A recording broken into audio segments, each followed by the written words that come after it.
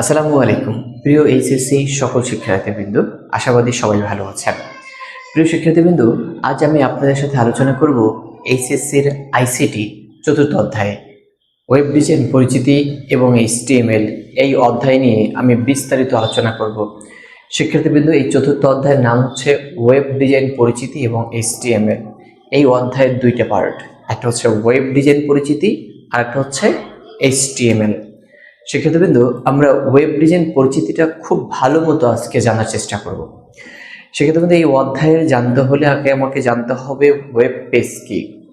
Web page হলো এক ধরনের ডকুমেন্ট যা ইন্টারনেট ব্যবহারকারীদের দেখার জন্য বিভিন্ন দেশের সার্ভারে রাখা হয়। শিক্ষার্থীবৃন্দ, আমি একটু যদি বিস্তারিত ভাঙাইয়া আপনাদেরকে বলি, দেখেন আমাদের যেই ফেসবুক আছে এটা হলো আমাদের জন্য একটা ডকুমেন্ট। দেখি, ওয়েব পেজ হলো এক ধরনের ডকুমেন্ট, মানে কি তথ্য। আমাদের তথ্যগুলো কোথায় খুঁজে পাওয়া যায়? আমাদের ফেসবুক আইডিতে, আমাদের জিমেইলে, ইত্যাদি ইত্যাদি অনেক জায়গায়। তাহলে ওয়েব পেজ হলো এক ধরনের ডকুমেন্ট যা ইন্টারনেট ব্যবহারকারীদের দেখার জন্য, মানে যারা ইন্টারনেট ব্যবহার করে তাদেরকে দেখানোর জন্য বিভিন্ন দেশের সার্ভারে রাখা হয়। বিভিন্ন দেশের সার্ভার বলতে বিভিন্ন দেশের নেটওয়ার্কে রাখা হয়। শিক্ষার্থীবৃন্দ, সার্ভার মানে হচ্ছে এক প্রকার নেটওয়ার্ক। ওকে, ওয়েব পেজ হলো এক ধরনের ডকুমেন্ট যা ইন্টারনেট ব্যবহারকারীদের দেখার জন্য বিভিন্ন দেশের সার্ভারে রাখা হয়। ওকে, শিক্ষার্থীবৃন্দ, এবার আমরা জানবো ওয়েবসাইট কি। আমরা আগে সংজ্ঞাটা মুখস্থ করি। ওয়েবসাইট হলো ওয়েবসাইট একই ডোমেনের অধীনে একাধিক ওয়েব পেজের সমষ্টিকে ওয়েবসাইট বলে। একই ডোমেইনের অধীনে একাধিক ওয়েব পেজের সমষ্টিকে ওয়েবসাইট বলে। শিক্ষার্থীবৃন্দ, একাধিক ডোমেইনের অধীনে একাধিক ডোমেনটাকে, শিক্ষার্থীবৃন্দ একদম সহজ ভাষায় ডোমেনটা আমরা এভাবে বলি যে .com, .gov, .edu, এই যে শব্দগুলো শুনেছেন আপনারা, এগুলোই ডোমেন নেম। এই যে বললাম একই ডোমেনের অধীনে, সেক্ষেত্রে একই ডোমেন বলতে কি বুঝি? দেখেন, আমরা .gov নামে একটা ডোমেন নেম জানি। এটা কি বাংলাদেশের সরকারি একটা ওয়েবসাইটের ডোমেন নেম, সরকারি ওয়েবসাইটের ডোমেন নেম। দেখেন, আমাদের হাজার হাজার সরকারি প্রতিষ্ঠান আছে। শুধু কি শিক্ষা প্রতিষ্ঠান? না, যেমন আছে শিক্ষা প্রতিষ্ঠান তেমন আছে আদার্স, যেমন এগ্রিকালচার সাইট, এরকম অনেক সাইট আছেন যেই সাইটগুলোর সর্বশেষে নামের সর্বশেষের যে ডোমেন নেমটা আছে সেখানে আছে .gov। কিন্তু এর নাম তো প্রত্যেকের আলাদা। দেখেন, প্রতিটি কলেজের নাম আলাদা, কিন্তু সরকারি যে কলেজগুলোর শেষে যে ওয়েবসাইট খুঁজে দেখবেন নামটা যা থাকে থাকুক, সবার শেষে .gov আছে। তার মানে একই ডোমেনের অধীনে একাধিক ওয়েব পেজের সমষ্টিকে ওয়েবসাইট বলে। সেক্ষেত্রে একটা ওয়েবসাইট তৈরি করতে চারটা জিনিস প্রয়োজন হয়। আবার বললাম, একটা ওয়েবসাইট তৈরি করতে চারটা জিনিসের প্রয়োজন হয়। সেটা কি বলেন? সেটা হলো, 1, ডোমেন নেম রেজিস্ট্রেশন করতে হবে। 2, সে ওয়েবসাইটটি ডিজাইন করতে হবে। 3, সার্ভারে রাখতে হবে। 4, সার্চ ইঞ্জিনে সাবমিশন করতে হবে। আমি একটা একটা করে বুঝিয়ে দিচ্ছি। শিক্ষার্থীবৃন্দ, প্রথমে বলছি কি, একটি ডোমেন নেম রেজিস্ট্রেশন করতে হবে। আপনার যে প্রতিষ্ঠানের নাম, সেই নামের একটা সংক্ষিপ্ত রূপ আপনি ডোমেন নেম হিসেবে সিলেক্ট করতে পারেন। যেমন আমরা যদি বলি পটুয়াখালী সরকারি কলেজ, এর নামের 3টে অক্ষর PGC, পটুয়াখালী গভর্নমেন্ট কলেজ, এই PGC ব্যবহার করিয়া তার একটা ডোমেন নেম রেজিস্ট্রেশন করেছে। এই ডোমেন নেম রেজিস্ট্রেশন করার পরে এই পটুয়াখালী সরকারি কলেজের ওয়েবসাইটটা তারা ডিজাইন করেছে। কারা? একজন ওয়েব ডেভেলপার। তার মানে প্রথমে ডোমেন নেম রেজিস্ট্রেশন করতে হবে, 2, ডিজাইন করতে হবে, 3 নম্বরে সার্ভারে রাখতে হবে। শিক্ষার্থীবৃন্দ, সার্ভার বলতে কি বুঝি? একটা নেটওয়ার্ক, মানে ইন্টারনেটে সাবমিট করতে হবে। তারপরে বেশি প্রচারমুখী করার জন্য সার্চ ইঞ্জিনে সাবমিশন করতে হবে। শিক্ষার্থীবৃন্দ, সার্চ ইঞ্জিন বলতে আমরা গুগল, ইয়াহু, বিং এইসবকে বুঝে থাকি। এগুলোতে সাবমিশন কীভাবে করব? দেখেন, এগুলোতে সাবমিশন করার আসলে অনেক নিয়ম আছে। আমরা যখন ওয়েবসাইটটা ডিজাইন করে সাবমিট করব, তখন আমাকে সুন্দর একটি নাম দিতে হয়, কিছু ট্যাগ সংযুক্ত করে দিতে হয়, মানুষ যে নামে সার্চ করবে সেগুলো দিয়ে দিতে হয়, একটা ডেসক্রিপশন লিখতে হয়। এই যে তথ্যগুলো যদি আপনি সঠিকভাবে দিতে পারেন, তাহলেই আপনারটা সার্চ ইঞ্জিনে সাবমিশন করা হয়ে যাবে। আশাবাদী শিক্ষার্থীবৃন্দ, এই 4টা জিনিস আপনারা বুঝতে পারছেন। সর্বপ্রথম ওয়েবসাইট তৈরি করা হয় 1991 সালের 6 আগস্ট। এটা একটা গুরুত্বপূর্ণ এমসিকিউ, মাথায় রাখবেন। সর্বপ্রথম ওয়েবসাইট তৈরি করা হয় 1991 সালের 6 আগস্ট। ওকে, সেক্ষেত্রে এবার আমরা একদম সূক্ষ্মভাবে জানবো আইপি অ্যাড্রেস। সেক্ষেত্রে আইপি অ্যাড্রেসের পূর্ণরূপ হচ্ছে internet protocol address. IP address তিনটা সংখ্যা পদ্ধতি ব্যবহার করে লেখা হয়। আবার বললাম, আইপি অ্যাড্রেস তিনটা সংখ্যা পদ্ধতি ব্যবহার করে লেখা হয়। সেটা হচ্ছে ডেসিমাল, বাইনারি এবং হেক্সাডেসিমাল। আবার বললাম, বাইনারি, ডেসিমাল, হেক্সাডেসিমাল, এই তিন সংখ্যা পদ্ধতি ব্যবহার করে আইপি অ্যাড্রেস তৈরি করা হয়। আইপি অ্যাড্রেস সাধারণত 32 বিটের হয়। সেক্ষেত্রে কিন্তু বিট কি, বাইনারি ডিজিট 0 এবং 1কে বিট বলে। এরকম বাইনারি ডিজিট 0 এবং 1 32টা মিললে এখানে তৈরি হয় একটা আইপি অ্যাড্রেস। এই আইপি অ্যাড্রেসকে দুই ভাগে ভাগ করা হয়। সেই দুই ভাগ কি কি? শিক্ষার্থীবৃন্দ, আইপি অ্যাড্রেস যেমন 32 বিট, এই 32টাকে আপনি 8টা ভাগ করবেন, দুঃখিত, 16টা ভাগ করব। প্রথম 16 বিট হচ্ছে নেটওয়ার্ক, এটাকে বলা হয়, প্রথম 16 বিট হচ্ছে নেটওয়ার্ক আইডি, পরবর্তী 16 বিট হচ্ছে হোস্ট আইডি। দেখেন, আইপি অ্যাড্রেসকে দুই ভাগে ভাগ করা হয়, সেটা একটা হচ্ছে হোস্ট আইডি আর হচ্ছে নেটওয়ার্ক আইডি। হোস্ট আইডি 16 বিটের, নেটওয়ার্ক আইডি 16 বিটের। আবার বললাম, হোস্ট আইডি 16 বিটের এবং নেটওয়ার্ক আইডি 16 বিটের। এইগুলোকেও মানে এই নেটওয়ার্ক আইডি এবং হোস্ট আইডি, এই দুইটা আইডিকেও আবার দুই ভাগে ভাগ করছে, যেটাকে বলা হয় আইপি অ্যাড্রেস মূলত 32 বিট, সেখানে নেটওয়ার্ক আইডি 2 অক্টেটের এবং হোস্ট আইডি 2 অক্টেটের। তাহলে 2 অক্টেট 2 অক্টেট মানে 4 অক্টেট। আইপি অ্যাড্রেস 4 অক্টেটের হয়। আবার বললাম, আইপি অ্যাড্রেস 4 অক্টেটের হয়।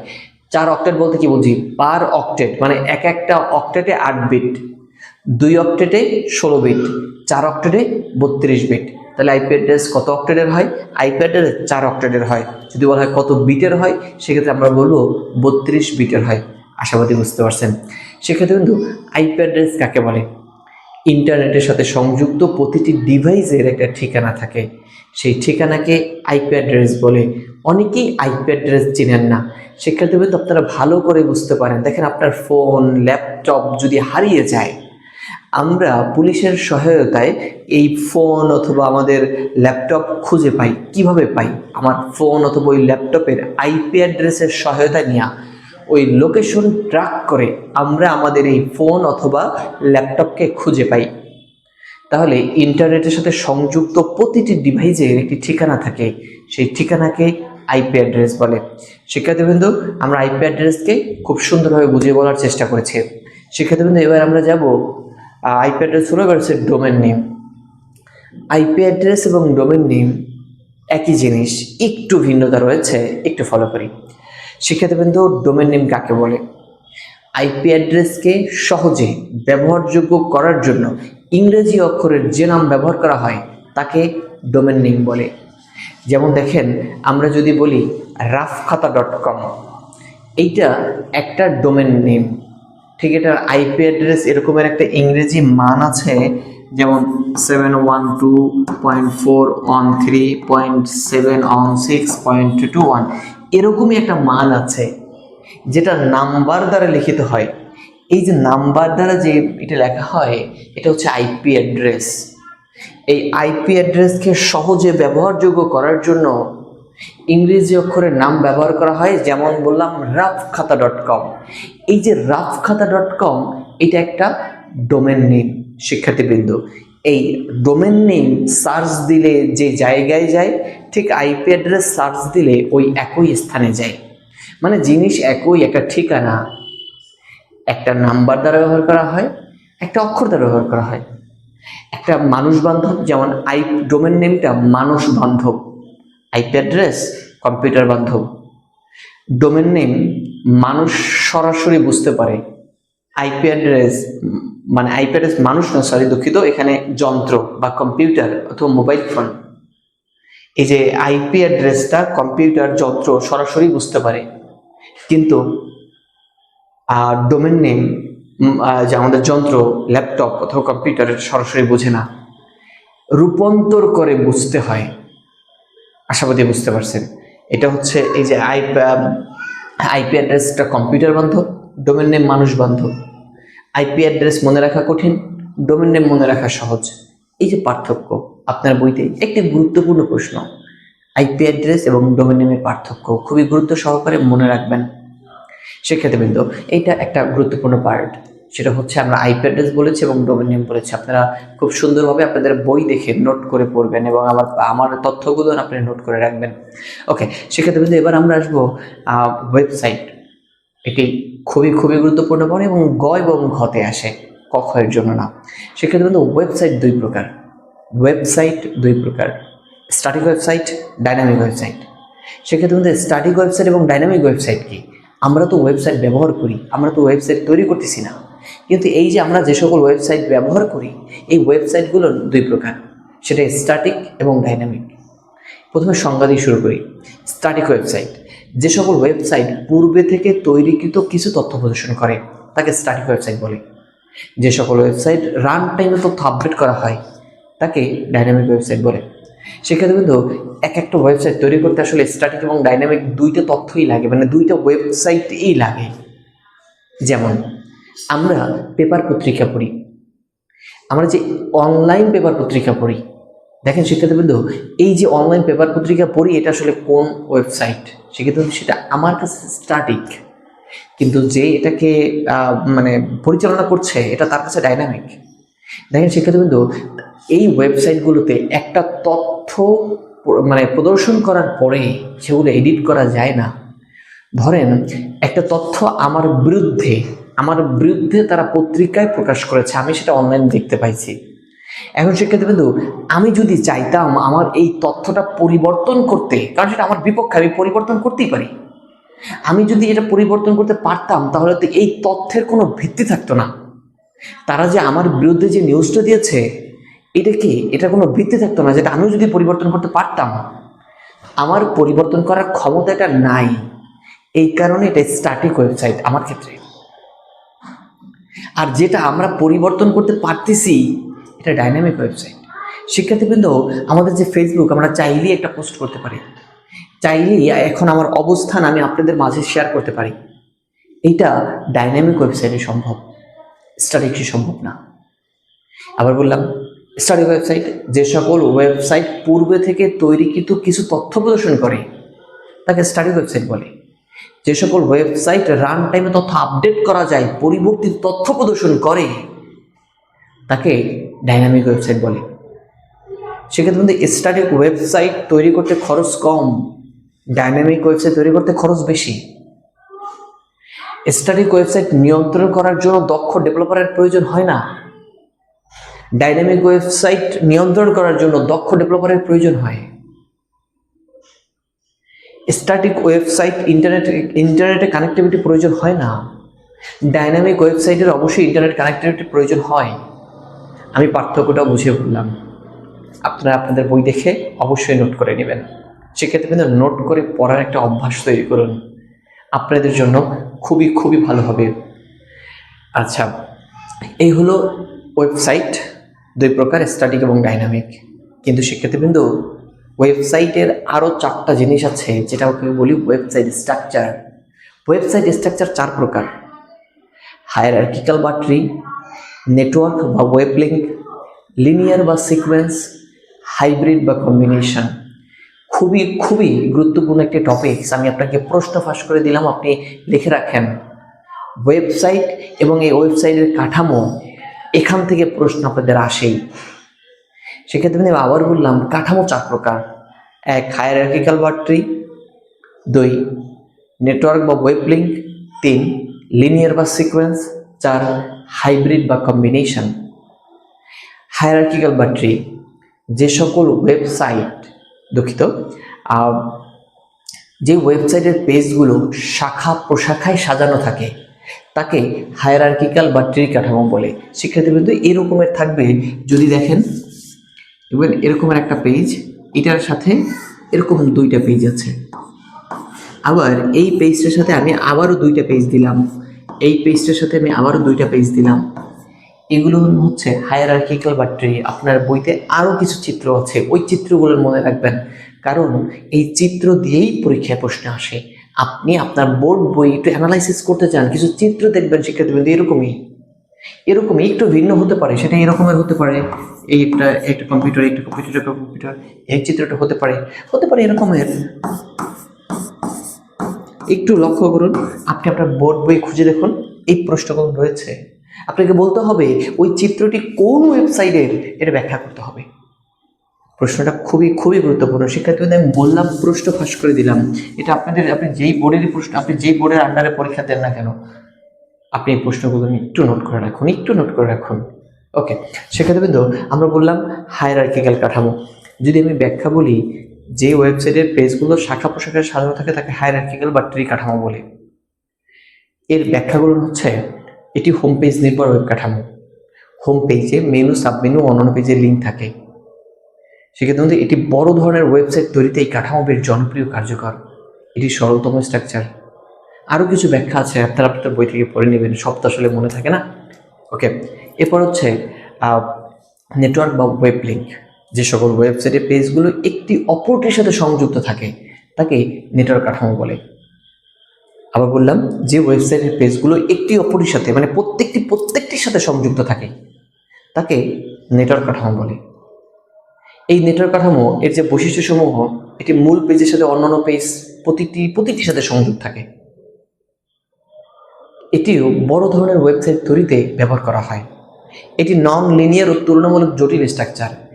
এই ওয়েবসাইটে যখন পেজগুলো বেশি হয়ে যায় তখন এই ওয়েবসাইটটি নিয়ন্ত্রণ করা কঠিন হয়ে পড়ে। শিক্ষার্থীবৃন্দ, আপনাদের বই থেকে আরও 2-4টা তথ্য আছে, অবশ্যই পড়ে নেবেন। এবার লিনিয়ার কাঠামো। শিক্ষার্থীবৃন্দ, লিনিয়ার কাঠামো হলো যেই ওয়েবসাইটের পেজগুলো ধারাবাহিকভাবে সাজানো থাকে, মানে পর পর সাজানো থাকে, তাকে লিনিয়ার কাঠামো বলে। লিনিয়ার কাঠামো এতে প্রত্যেক পেজ একে অপরের সাথে পর পর সংযুক্ত থাকে, মানে একটার পর আর একটা, মানে নিচেরটার সাথে উপরেটার সংযোগ আছে, মানে একদম শেষটার সাথে প্রথমটার সংযোগ নাই, কিন্তু প্রতিটার সাথে প্রতিটা সংযোগ আছে। এটা একটা পয়েন্ট বললাম। এই ওয়েবসাইটে নেক্সট, প্রিভিয়াস, লাস্ট, ফার্স্ট ইত্যাদি লিঙ্ক ব্যবহার করা হয়। এই ওয়েবসাইটটি ছোট, মানে আকারে যেই সকল ওয়েবসাইট ছোট ধরনের ওয়েবসাইট তৈরিতে এই কাঠামো বেশ জনপ্রিয়, কার্যকর। শিক্ষার্থীবৃন্দ, অনলাইনে ফর্ম ফিল আপ করার সাইটে এই কাঠামো ব্যবহার করা হয়। বই বা ম্যাগাজিন পড়ার সাইটগুলোতে এই স্ট্রাকচার ব্যবহার করা হয়। তারপর হচ্ছে প্রোগ্রামিং বা ট্রেনিং সাইটেও এই কাঠামো ব্যবহার করা হয়। এটি সবচেয়ে সরলতম স্ট্রাকচার। ওকে, বাদ বাকিটা আপনারা পড়ে নেবেন। সেক্ষেত্রে এবার হচ্ছে হাইব্রিড বা কম্বিনেশন কাঠামো। হাইব্রিড বা কম্বিনেশন কাঠামোটা কি? যে সকল কাঠামো একাধিক কাঠামো ডিজাইন করে, মানে একাধিক কাঠামো ব্যবহার করে ডিজাইন করা কাঠামোকেই হাইব্রিড কাঠামো বলে। আবার বললাম, একাধিক কাঠামো ব্যবহার করে ডিজাইন করা কাঠামোকেই হাইব্রিড কাঠামো বলে। এই হাইব্রিড কাঠামোর 2-4টা ব্যাখ্যা বলছে। এই হাইব্রিড কাঠামো সৌন্দর্য বৃদ্ধি করে, ভিজিটরদের ভিজিট করা সহজ হয়, একাধিক দিক থেকে মানে লিঙ্ক করা থাকে বলে তথ্য খুঁজে পেতে সহজ হয়। সাধারণত হায়ারার্কিক্যাল এবং লিনিয়ার কাঠামো ব্যবহার করে এই হাইব্রিড কাঠামো তৈরি করা হয়। আমি আশাবাদী এই সেকশনগুলো বুঝতে পারছেন। শিক্ষার্থীবৃন্দ, এই 4টা কাঠামো আপনারা মুখস্থ করেন। আপনি ধরে নেন আপনার প্রশ্ন ফাঁস করে দিলাম, আপনি দেখে নেন আপনার পরীক্ষায় এইখান থেকে প্রশ্ন আসবে। আর কিছু গুরুত্বপূর্ণ তথ্য শিক্ষার্থীবৃন্দ, সেটা হচ্ছে সার্চ ইঞ্জিন। আপনারা সার্চ ইঞ্জিন সবাই চিনেন, গুগল, ইয়াহু শব্দগুলো শুনেছেন। বর্তমানে সবথেকে বহুল প্রচলিত সার্চ ইঞ্জিনের নাম গুগল। বাংলাদেশের তৈরিকৃত সার্চ ইঞ্জিনের নাম ছিল কি? পিপিলিকা। কিন্তু একটা প্রশ্ন হচ্ছে, বর্তমানে সবচেয়ে বহুল প্রচলিত সার্চ ইঞ্জিন হচ্ছে গুগল, কিন্তু এর আগে কি ছিল? ইয়াহু। অনেকে নাম শুনেছেন। বর্তমানে সবচেয়ে বহুল প্রচলিত সার্চ ইঞ্জিনের নাম হচ্ছে গুগল, কিন্তু এই গুগলের আগে সবথেকে বহুল প্রচলিত সার্চ ইঞ্জিন ছিল ইয়াহু। আর বাংলাদেশের তৈরিকৃত সার্চ ইঞ্জিন পিপিলিকা। মনে রাখবেন। আরও 2টা জিনিস মনে রাখবেন, আপনাদের বইতে অবশ্যই দেওয়া আছে। গুগলের জনক ল্যারি পেজ এবং সার্গেই ব্রিন। ইয়াহুর জনক হচ্ছেন ডেভিড ফেলো এবং জেরি ইয়াং। হয়তো ভুল হতে পারে, মনে হয় ভুল হয় নাই, তবু আপনাদের বইটি একটু দেখবেন। শিক্ষার্থীবৃন্দ, এটা হলো সার্চ ইঞ্জিন। আসেন ওয়েব ব্রাউজার কি? ওয়েব ব্রাউজার আপনারা কম বেশি সবাই চেনেন। আপনার মোবাইলে যে ক্রোম নামে একটা যে সাইট আছে, এটা একটা ব্রাউজার।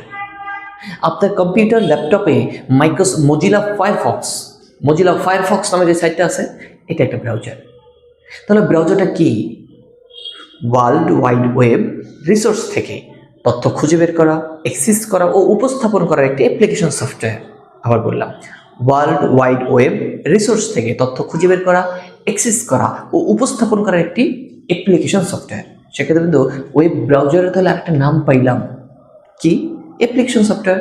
আপনি কি এভাবে বলতে পারে 5টি অ্যাপ্লিকেশন সফটওয়্যার নাম বলুন, বা 5টি অ্যাপ্লিকেশন ব্রাউজারের নাম বলুন, ব্রাউজার বলুন, 5টি অ্যাপ্লিকেশন সফটওয়্যার নাম বলুন। Chrome, Mozilla Firefox, UC, Opera, Safari, Microsoft Edge, Microsoft Explorer ইত্যাদি।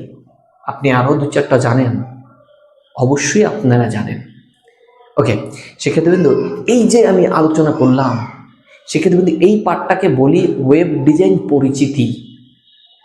এবং আচ্ছা, HTML, এই HTML ধাপটা আমি এই ভিডিওতে রাখলাম না, পরবর্তী ভিডিওতে আমি HTML সম্পর্কে বিস্তারিত আলোচনা করব। কিন্তু শিক্ষার্থীবৃন্দ, ওয়েব ডিজাইন পরিচিতি পাঠ দিয়ে প্রায় প্রশ্ন, আপনি একটু প্রশ্ন অ্যানালাইসিস করুন না, 7 মার্কের আসে অথবা 6 মার্কের আসে। একটু রিয়েলাইজ করুন, 1, 2, গ, মানে বিষয়টা বোঝা যাচ্ছে ক, খ, গ, এই যে প্রশ্নগুলোতে বেশিরভাগ এই ওয়েব ডিজাইন পরিচিতি এই পার্টটা থেকে প্রশ্ন আসে। আপনি একটু রিয়েলাইজ করুন, একটু প্রশ্ন অ্যানালাইসিস করুন, আপনি দেখতে পাবেন প্রশ্ন এই পার্ট দিয়ে বেশি আসে। হ্যাঁ, HTML তো পারতেই হবে, যেখানে আমাকে এই সৃজনশীল আমি দিব, সেক্ষেত্রে আমাকে HTML পারতে হবে। মানে সম্পূর্ণ জ্ঞান নিয়ে আপনি পরীক্ষার হলে যাবেন, আপনি মনে করবেন এটা সেই আগের দিন নেই, আপনাকে পড়াশোনা করেই হলে যেতে হবে। শিক্ষার্থীবৃন্দ, ভালো থাকবেন। আসসালামু আলাইকুম।